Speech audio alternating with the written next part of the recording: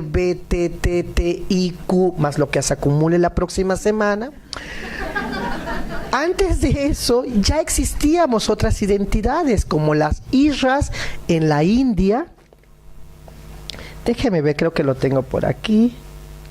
Sí, lo voy a poner aquí. Quería llegar ahí, pero se los voy a mostrar de una vez.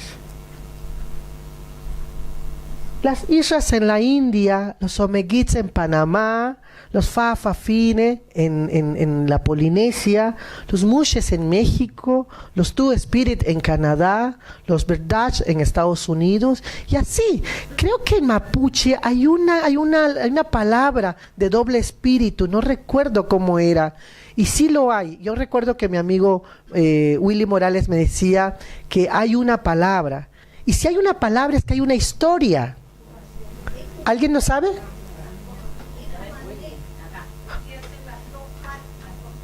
Las dos caras sería. Ok, aquí. ¿La palabra cuál es?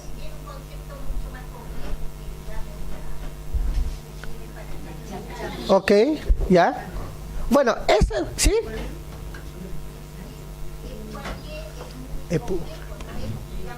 Epumaye. Epuaye. Que el epuañé no debe interpretarse de dos caras como el castellano, sino que es mucho más complejo. El añé vendría a ser personalidad, ¿no? Identidad, es muy, muy complejo. Cada término en Mapuzungún es algo complejo, no es únicamente literal, lineal. Ya, pues ahí está. Si hay un antecedente, hay una historia. Hay que documentarla. Hay que enorgullecerse de eso. O sea, y eso no quiere decir que neguemos lo LGBT, la sopa de letras. No. Necesitamos ver cuánto estas otras identidades, ¿no? ¿Por qué están negadas? ¿Por qué terminaron en la historia siendo negadas? Busquemos nada más la historia de las mujeres en las comunidades indígenas. Tiene mucha liga ahí. Entonces necesitamos retomarlo y ponerlo a discutir y hablar y dialogar con lo LGBTQ. Porque hay muchas necesidades similares de derechos humanos, de acceso a servicios, de luchas, ¿no? Entonces eso me parece que hay que hacer. Me voy a regresar rápidamente. Me regreso un poquito al tema de las lenguas, y justamente ahora que lo están diciendo. Me parece que la lengua constituye un espacio muy importante más allá, no más allá, por lo semántico que puede significar todo lo que podemos expresar, por el significado que queremos transmitir, por la idea que queremos expresar. Tenemos tres poblaciones del tema de las lenguas: quienes lo hablamos, quienes las y los hablamos, quienes lo reivindicamos, que mucho más recientemente tiene que ver con el tema de la migración, y una autorreflexión nueva de gente en las ciudades cuando son impactados por las migraciones en las ciudades capitales, ¿no? Y las y los que no lo quieren hablar, lo niegan, sobre todo en contextos de migración. Porque entonces si lo hablo, no sé, tal vez no me quieran dar el empleo, o me tachen tal, me discriminen, ¿no? Y entonces se sufren múltiples discriminaciones. Entonces hay que mirar. Para mí el rescate cultural pasa por el rescate de la lengua. Hay un poema que se llama El Zapoteco, y termina el zapoteco diciendo que el zapoteco morirá cuando muera el sol. Pero eso quiere decir que todos los días hay que fomentar, porque todos los días sale el sol, y todos los días hay que fomentar la lengua. Y hay estrategias, radios comunitarias, cursos, hasta ahora en YouTube hay tutoriales en zapoteco y en mixteco, en muchas otras lenguas que empieza a ver, y esa es una forma muy creativa que vamos a ir viendo de cómo usar la tecnología. Con el tema de las tradiciones y el género, que ya más o menos vinculábamos, las mujeres y los derechos de participación política, económica, en la tierra y en la salud, hay mucho que discutir ahí. Hay muchas ausencias, hay muchos vacíos, hay muchas necesidades y hay muchas exigencias también. Veo a muchas mujeres empoderadas aquí y eso es una franja muy importante que hace 50 años no lo teníamos. Vean la distancia, es enorme. Y eso me da muchísimo gusto que ya estén sentadas aquí. Algunas supongo que están yendo a las universidades, cosa que hace 50 años no ocurría. Algunas me platicaban de algunas personas, no sé si vinieron aquí, pero que empiezan a estudiar abogacía, por ejemplo. Eso no es casual. Repito, la diversidad sexual dentro de las tradiciones y con el tema de género, muchas veces decimos que no existe estas prácticas disidentes. Yo creo que al interior de nuestros pueblos y en otros espacios hay una moralina que está populando ahí que no hemos abordado. Primero, nuestra moralina como indígenas, el miedo a no hablarlo.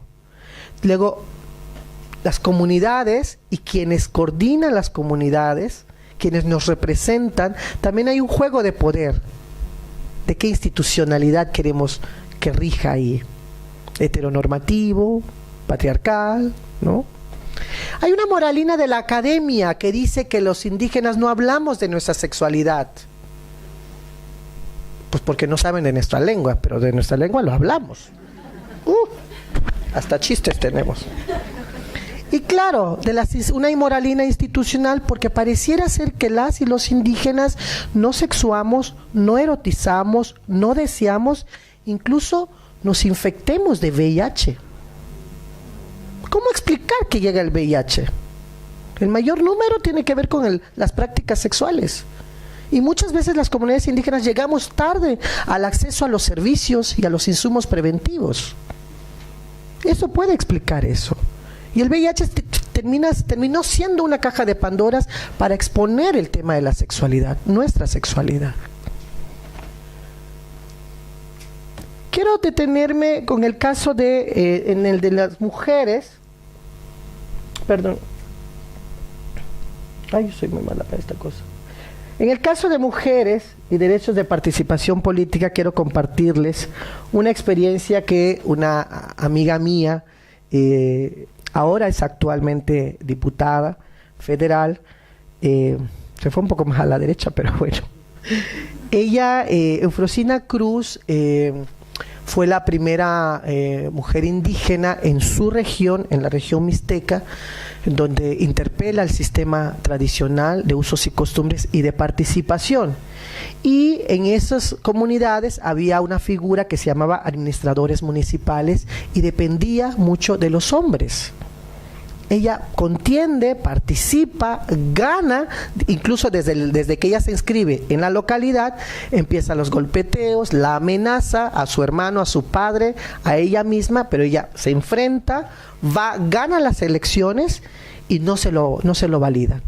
Porque los administradores municipales en sus estatutos no consideraban la participación de las mujeres.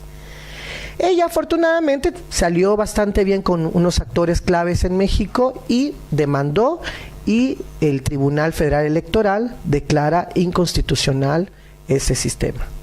Entonces obligan a que se organice otra vez y haya elecciones, pero con participación de mujeres. Ella decide no participar ahí, pero participa una prima de ella que gana. Y después ella se fue a una diputación, gana mucho prestigio, mucho reconocimiento por esta lucha y ahora es actualmente diputada federal. ¿Por qué lo traigo a cuenta? Porque seguimos teniendo sistemas que no permiten que las mujeres estén en esta participación política. No les permiten heredar a la hora que enviudecen, ni participar en la toma de decisiones en la asamblea. Y son sistemas que necesitamos abordar y dialogar desde la comunidad y fuera de la comunidad también, para asegurar que las mujeres puedan tener una participación integral. Creo que muchas veces entre culturas, ¿no? Hay muchas luchas que tenemos. Y yo creo que cada vez más, desde mi perspectiva, la interculturalidad hace esta posibilidad de reconocernos en un diálogo de iguales. Hay luchas históricas entre comunidades que son casi irreconciliables, pero hay otras cosas que se pueden ir trabajando, dialogando y acordando. Bueno, nuevamente lo que les decía, el tema de la diversidad sexual no es un tema que realmente se aborde, que necesitamos abordar. El VIH me parece que tiene que ser un tema central, porque cada vez más empezamos a ver que la epidemia está siendo ruralizada y mayormente afectando a mujeres. Y a mí la preocupación que tengo es que no hay servicios para que esto ocurra. No sé si los sistemas de salud aquí tengan acceso a medicamentos gratuitos para que inmediatamente, si haya campañas en lenguas indígenas o mensajes con pertinencia cultural, por ejemplo, para prevenir, hacer campañas de prevención de VIH. Necesitamos pensar, y ojo con eso, porque muchas veces ha habido campañas en donde quieren hacerlo con carteles, una cosa más visual, con letras.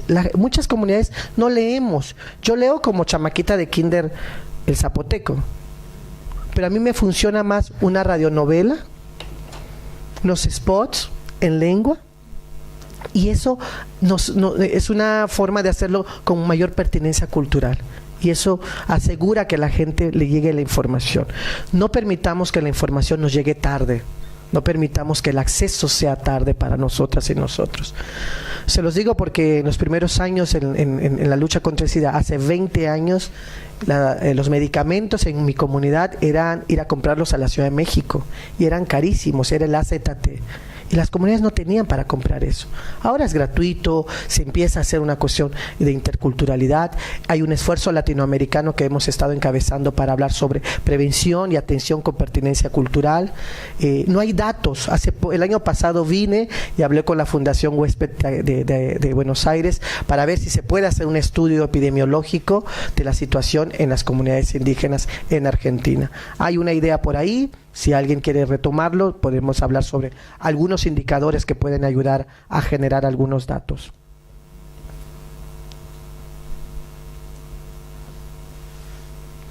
Creo que en épocas globales, una de las poblaciones, si no es que la mayoría de las poblaciones migrantes, provenimos de zonas indígenas, zonas rurales, ¿no?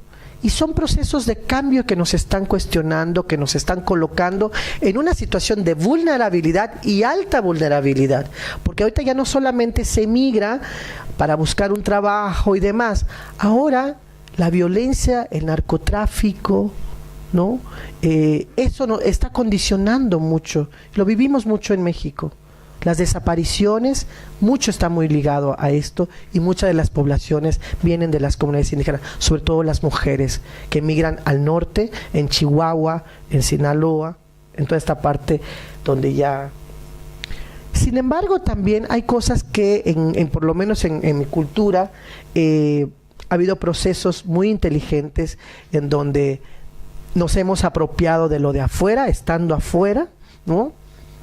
Los zapotecos en la Ciudad de México han estado zapotequizando lo de afuera, y sabiéndose zapotecos empiezan a construir su propia identidad.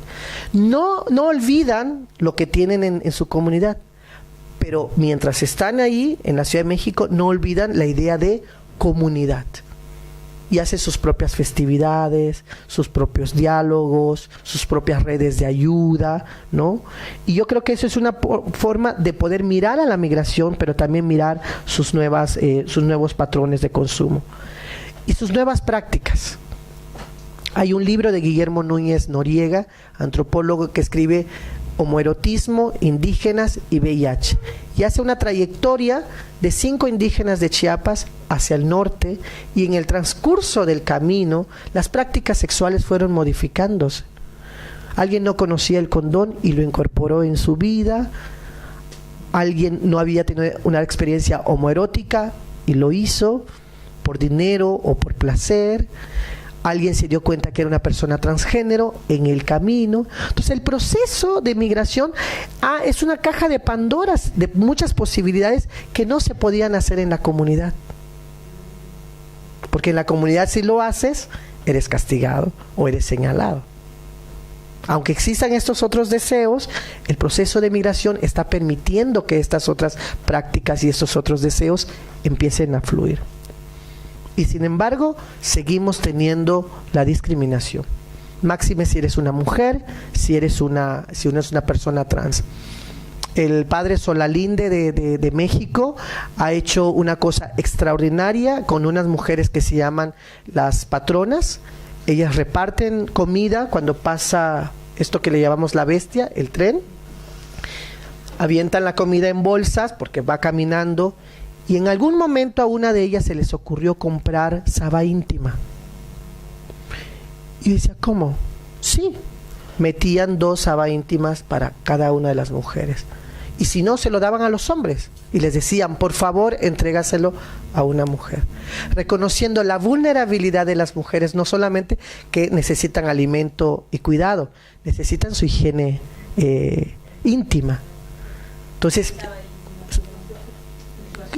las toallas, perdón, no sé cómo, toallas íntimas, pues, ¿no? Entonces, han incorporado a estas mujeres esto. Entonces, la dimensión de la migración nos está colocando en otros momentos y en otro tipo de identificar otro tipo de necesidades. Y las comunidades indígenas estamos siendo parte de esta realidad y transformación de realidades también. ¿Pa bien o pa mal?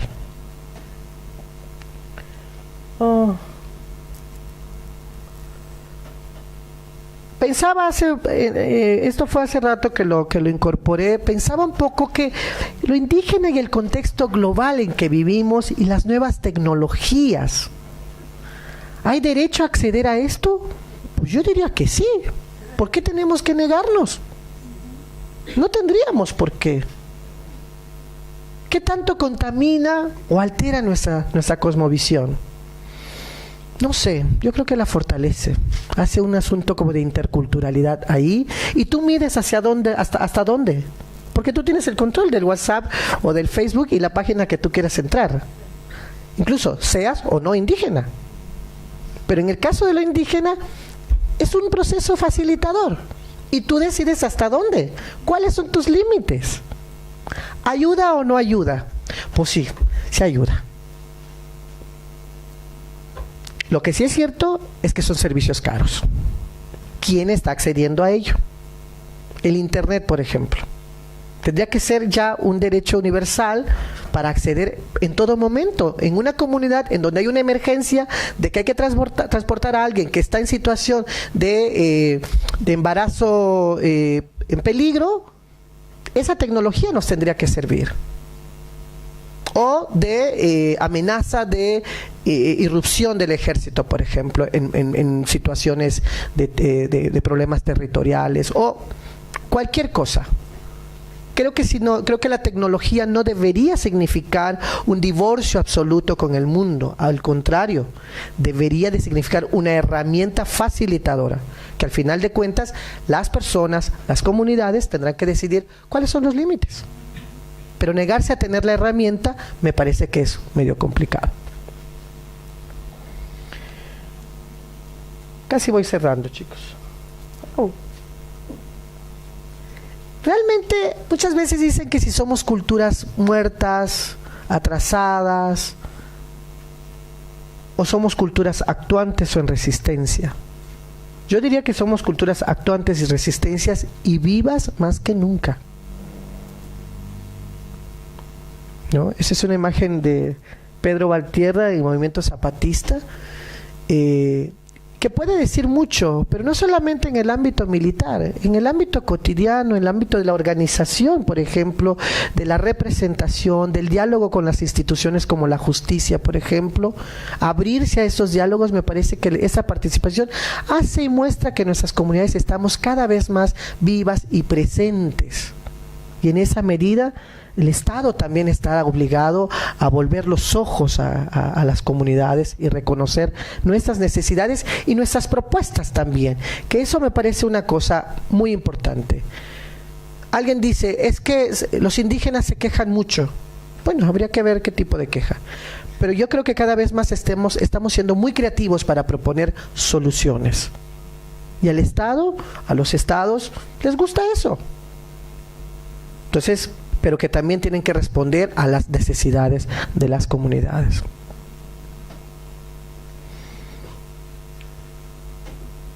Muchas veces es que los indígenas no se comportan como si hubiera una forma de comportarse, ¿no? Cuando vienen a la ciudad es que hacen esto, en sus comunidades dicen esto, Entonces hay muchos imaginarios de lo indígena que pupulan por ahí. El imaginario dentro de la comunidad. Por ejemplo, a nosotros nos está implicando ahora con los 3 millones de migrantes que nos van a retachar, si es que se cumple su amenaza Trump. Muchos de ellos son indígenas, pero tienen un estilo ya de vida, ya una forma de lenguaje, una forma un estilo de vida, una forma de consumo de cosas que cuando lleguen van a sufrir otro tipo de discriminación, porque entonces va a haber un choque cultural ahí, que nosotros ya lo previmos en el Consejo Nacional contra la Discriminación. Va a haber una estrategia para un proceso de asimilación del asunto, porque ellos ya se sienten pochos, que le llamamos allá, la gente que nace, algunos que nacen allá y que tienen padres en fronteras y demás, pero su identidad es como más gringa. A la hora que vengan, va a haber un choque cultural, que ya vamos a ver cómo nos va a ir en la feria, pero eso, o sea, ahí entre comunidades vamos a tener un imaginario de cómo debería de comportarse el indígena que vivió en Estados Unidos y que ahora regresa a México, ¿no? También tenemos el imaginario de quién vive dentro y fuera de la comunidad. O sea, el indígena que ahora ya estudia en la ciudad de Buenos Aires o una ciudad más cercana. O sea, hay un cambio cultural sí o sí, y de quien se queda también. También hay un imaginario de quién se va, porque cambia, porque ya se vuelve ladino, no sé cómo le llamen aquí. Entonces, hay imaginarios de cómo debemos de comportarnos. El imaginario del no indígena que vive en la ciudad, ¿no? Y el que sí es indígena que vive en la comunidad. Sobre todo el que va a la comunidad, que no es indígena, pero entonces empieza a intentar camuflajearse, se compra su terrenito y entonces hace como que es. Y me encanta porque se ríe. ¿De qué te acordaste? Cuéntame el chisme. ¿A cuántos conoces así? Muchísimos, muchos, ¿no? Sí, claro. Y máximo en estas zonas, por ejemplo, en lugares, en Chiapas, por ejemplo, San Cristóbal de las Casas, de cantidad de italianos, franceses que han comprado, ahora ya casi son dueños de las... ¿Usted qué compró allá? No, está muy caro, sí. Además de eso. Y yo no dudo que aquí también esté sucediendo. Me venía no me acuerdo un polaco, qué sé yo, que para explicarme qué tenía que recorrer. Imagínense. Entonces, también están estos imaginarios de quién se comporta tal, si vives o no, si eres o no. El imaginario del indígena que vive en la ciudad y el no indígena que vive en la comunidad. Cada vez más muchos jubilados se vienen a vivir a las comunidades, ¿no? Entonces, hay una urbaniruralidad. Gente que se viene a vivir a la ciudad, de la ciudad a lo urbano, a lo rural, y gente que está migrando de lo rural a lo urbano. Entonces hay una movilidad, una movida que ya ni Dios Padre nos va a salvar de eso. El imaginario del Estado. No voy a decir algunas palabras aquí, pero de muchas categorías no nos bajan, ¿no? Y yo creo que ahí hay un tema serio de estos imaginarios, porque se nos colocan muchas etiquetas. Y yo creo que y yo le dejaría al sistema judicial qué tipo de imaginario tiene de lo indígena. Me gustaría en alguna mesa que se pudiera discutir qué imaginario tienen. ¿Es un imaginario asistencialista que quieren ayudar al pobrecito indígena para que se siente aquí entonces? ¿O es un imaginario serio para resolver serios problemas y entender esa realidad? ¿Cuál es el imaginario del sistema judicial para poder puede ser en ese mundo? Es una pregunta que yo estoy dejando al aire, no lo vamos a responder ahora, pero sí me quedo desde ayer hasta hoy con esta mesa. Y bueno, ¿cuál es el imaginario? Aparte de lo que ya dijimos, el imaginario del sistema judicial. En México se prometió que se iba a aprobar la ley Cocopa, emanado de la consulta del zapatismo en el 94, 95, 96, y le dieron carpetazo porque apareció el Estado con otra ley, y esa es la que rige ahora. Entonces, hay lecturas, hay imaginarios que me gustaría como ir cerrando con eso.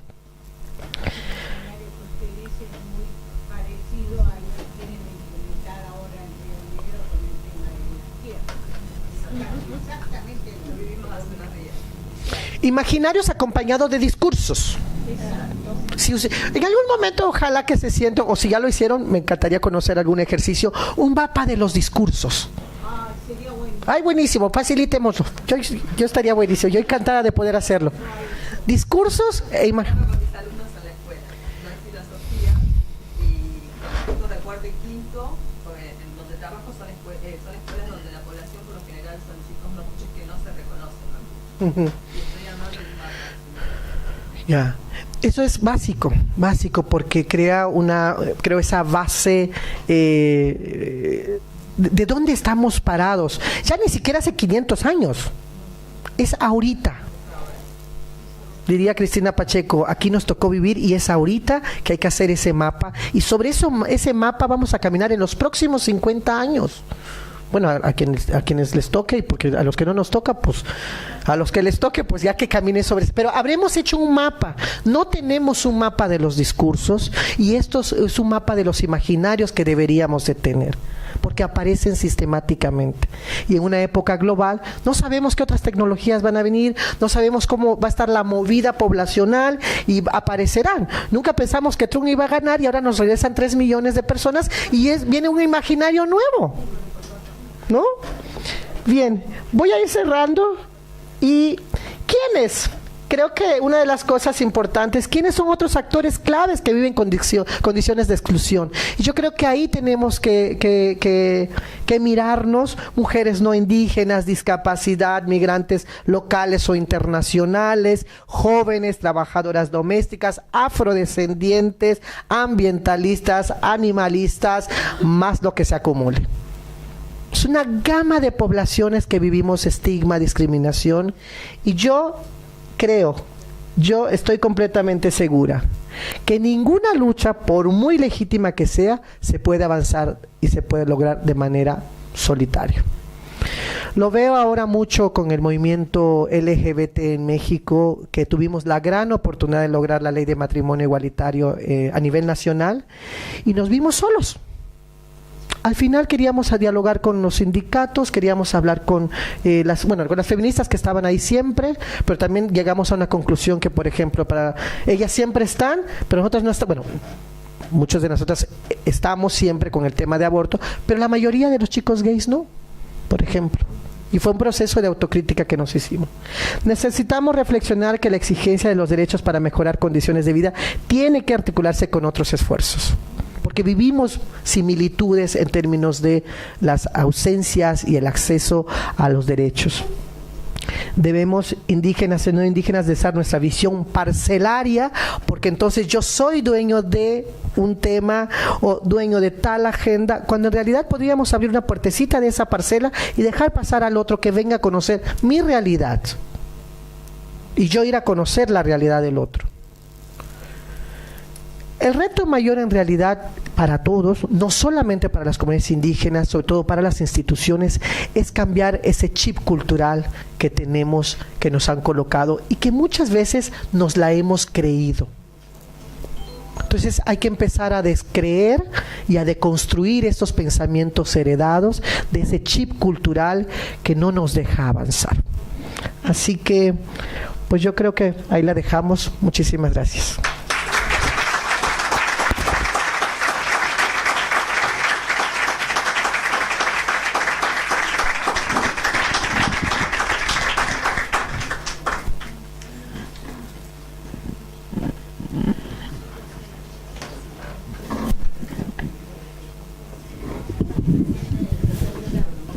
¿Perdón? Ah, sí, adelante. Claro. Previo, Sandra quizás va a colaborar con pasar el micrófono. Gracias. Previo a pasar a las preguntas, sé que hay alguien que quiere coordinar una actividad para mañana que me pidió estar en el micrófono.